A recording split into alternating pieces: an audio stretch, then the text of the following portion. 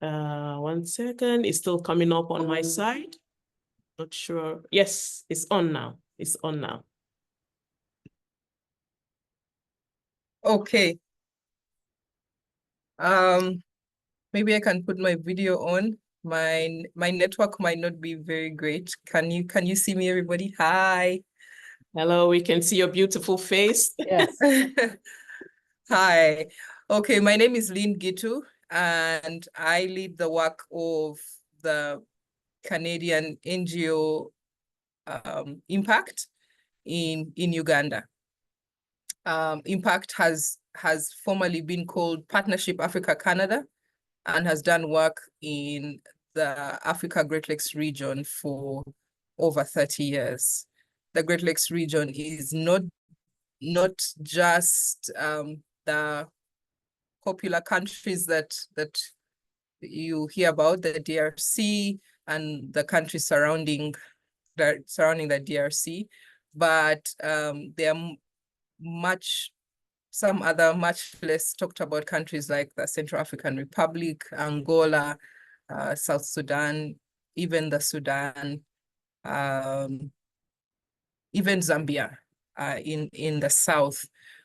Impact works in Africa majorly. We have work in the DRC, in Uganda, in Kenya, in Ivory Coast, some bit of work in Burkina Faso, in Mali, and one other country I forget at the moment. I have a hard stop. I have to leave this call at the top of the hour, so I'll try and be as quick as possible. I'm particularly excited to share on empowering women miners because for impact across the countries where we work and in the spaces and the places where we do advocacy, we are very passionate about including women. Women in the ASM sector contribute a lot and are very, very valuable to the sector. So, do I move to the next slide? All right. So I just have a few slides, and I just wanted to give a quick overview of women in artisanal and small-scale mining. ASM is a livelihood. All of us on the call know this, agree about this. It's a livelihood, and it provides a livelihood for 40 million people around the world, and an additional 150 million individuals depend on the sector indirectly. We also know, because we deal with the sector, that Africa holds an estimated 1/3 of the world's mineral reserves, and across the continent, millions rely on ASM for their livelihood. Women are an essential part of ASM. They take on roles from panning and processing to trading of goods and services. That part of trading goods and services, including providing food and providing other goods and services that are necessary for mining communities, that part is very important. They rely on the income from this informal mining economy to support their own households as well as their dependents. Research that has been done by Impact has shown that in East and Central Africa, the incomes of about 58% of the households in mining communities in this part of Africa are mainly contributed by women involved in mining. Also, these women at many of the mine sites where our research has been done make up to 73% of the workforce. There are challenges that are faced by women in the ASM sector, and we can look at just some of them. The first one that I think is important to tackle is the structure and the division of labor characterizing the ASM sector overwhelmingly disadvantages women, despite them being a significant part of the workforce. Already we have said some research reports that some mine sites have up to 73% of the workers on those mine sites being women. But when you look into the structure and division of labor at these sites, women are highly, highly disadvantaged. There's the constant issue of patriarchal norms, beliefs, and values, which prevent women's full participation in ASM and often leads to their exclusion from leadership roles. Women are also often prevented from accessing credit that would allow for increased income as well as security, and they're often denied direct access or control over minerals. For example, obviously, if you are in a jurisdiction where women cannot own land, land is a critical asset that can be used to access money from financial institutions. And we find that across Africa, women's ownership of land is very low. And that means immediately that they would have less opportunity to access income or credit that they can use to invest in their business. Women in ASM on the continent are often illiterate, as is with,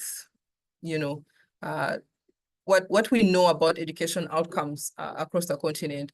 So within ASM, women are often illiterate and at best semi-literate.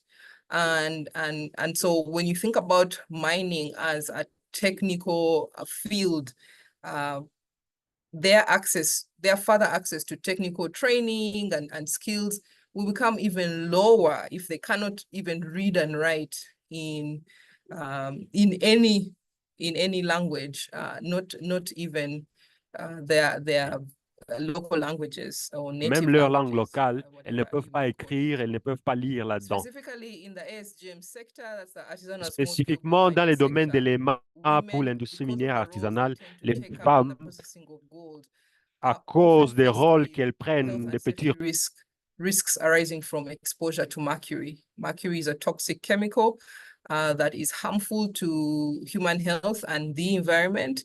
When mercury gets into soil, that means it will get into food. When mercury gets into water, it gets ingested when it is drunk by anyone who drinks it. It gets into fish and then it bioaccumulates, and anyone who ingests that fish, who eats that fish, certainly has mercury get into their system. Mercury amalgam is burned at ASM gold mine sites, and that mercury goes into the air. And with the bioaccumulation element, it means that anyone, even if you're hundreds of kilometers away from the mine site, that mercury moves in the air to where you are. So why empower women in ASM? Why is it important to empower women miners? I think the reasons for empowering women miners are really obvious. Women economically benefit from the mining sector. And in one of the research studies that we have done in Uganda, we have found that women earn 3 times more from mining activities than from other income generating activities like agriculture, like trading, and other forms of informal trade, cottage industries, and so on, which shows the potential of mining to women's livelihoods as well as community poverty reduction. What we have found also is that when women are given responsibility of leadership, they are more conscientious about promoting sustainable mining practices. They care about use of improved environmentally friendly equipment, and they always take lead in maintaining such equipment. Whereas in many places, there's discouragement, if I can put it like that, of development actors when equipment is provided, PPE and so on, and then it's not taken care of, or that piece of equipment lacks some small part, and then it's abandoned and people go on to less environmentally friendly equipment. Where women are in leadership, we have found that they push for the maintaining of such equipment because they understand how important it is to their work and also for future generations.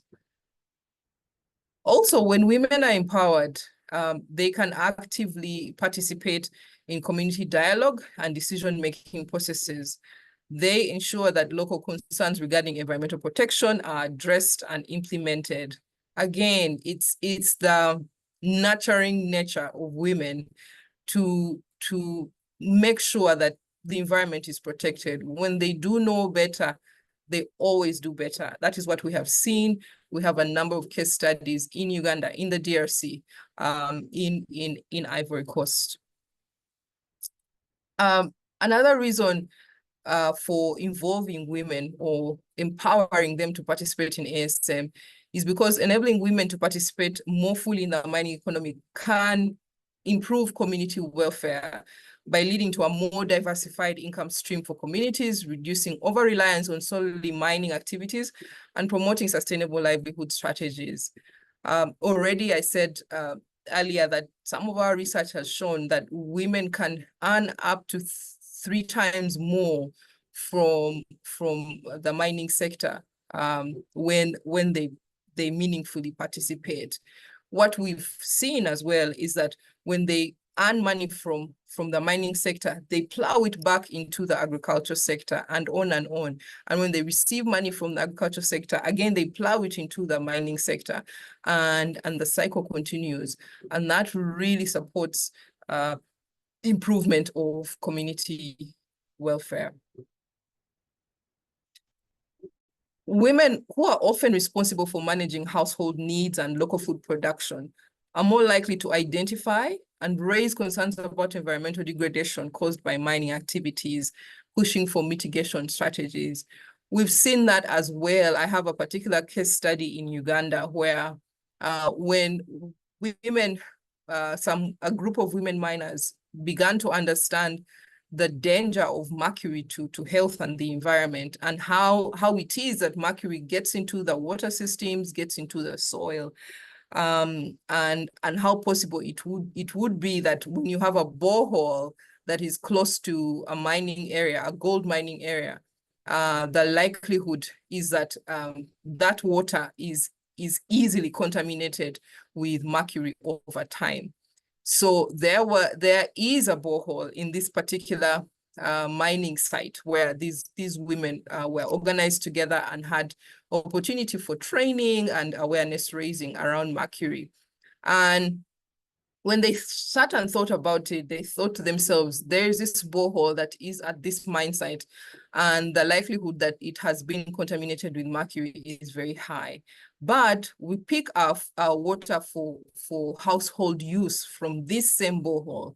And even for the mining activities, we use the same borehole. So they sat and agreed amongst themselves and went to the district leadership, that's a local government where they are, and they demanded to have a meeting with a district natural resource officer as well as the district community development officer. And they raised this issue and said, we have decided, after discussing with even the community members, that this borehole should be cordoned off and only specified for use in mining activities, the water from there to be used only in mining activities, and for household activities, another borehole be identified. And the district actually listened to this and did exactly that. That place was cordoned off. If you went there you can find they put a fence around it and some specific warnings in the local language, and pointed out a different borehole that was far from the mining site. That for me is evidence of how proactive women can be. Women's involvement can lead to a heightened focus on workplace safety, as they may be more likely to identify and report hazardous conditions, especially concerning exposure to toxic chemicals. Again, I have story upon story concerning this, but even on the issue of working conditions or the setup of mine sites in many of these ASM areas, you find women are the ones who are pushing for timbering, for proper setup of mines in there, the pits, because of wanting to reduce the danger to people's lives. Of course, participation in mining governance leads to transparency. It increases transparency and accountability, and pushing for those key things. So I just wanted to quickly share strategies that work, because at the end of the day, there are challenges, there are opportunities, but what do we do to make sure that women are empowered and they're more involved in the sector because of the benefits that come from this involvement? And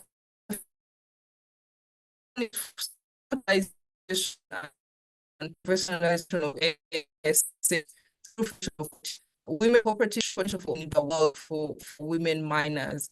Again, on the continent of Africa, we have seen a lot of success within the agricultural sector.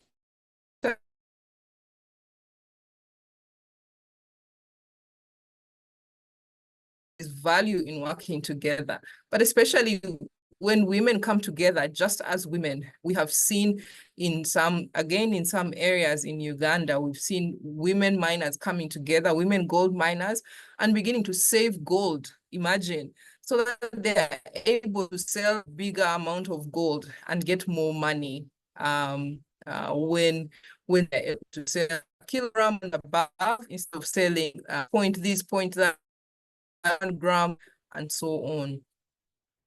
Community engagement and decision-making training for women is so important. Understanding where particular women are in whatever situation or mining community you find yourself. Government actor, government official, as a professional, and development programs can prioritize this kind of support above and beyond just trainings and meetings. We've done some work with women in the DRC, and that particular project is called AFECOR, Artisanal Mining Women's Empowerment, Credit and Savings. And we've seen that the connection between cooperating and saving, providing a great opportunity for women who come together like this. Provision of specialized technical training for women in sustainable mining practices and how to use mercury-free technologies, for example, in the gold sector. That is important as well. Being very targeted to women in mining. Also, investment in entrepreneurial and financial literacy workshops. This goes without saying. When you target women and you're very specific and you're contextual, you go a very long way in supporting women and empowering women to become financially independent. And then finally, but not really, last but not least, doing gender impact assessments before the start of any intervention is so important. I cannot overemphasize it. Gender impact assessments are important because you begin to, you understand, because many times, especially for development programs, but even government programs, when they go into a mining community, they think, oh, this is what is going to be good for women and men and this whole community. But then you find that your intervention is causing more disempowerment for women, especially for women. So it's so important. Every single place you're thinking of coming up with an intervention, whether it's a district or it's a country, find out what is the status of the gender relations in this place. How are things set up so that the women do not further suffer? I have added a link to a resource that Impact has created. It's called a Gender Impact Assessment Toolkit for Artisanal and Small-Scale Mining. I think I will stop here. Thank you very much. I hope I haven't gone beyond the 10 minutes. Thank you so much, Madam Lynn Gitu. That's a lot you have given us, including your experiences. We appreciate your contribution. It's thought-provoking and also already impacting us, just as the name implies. There's a transformative impact that we expect.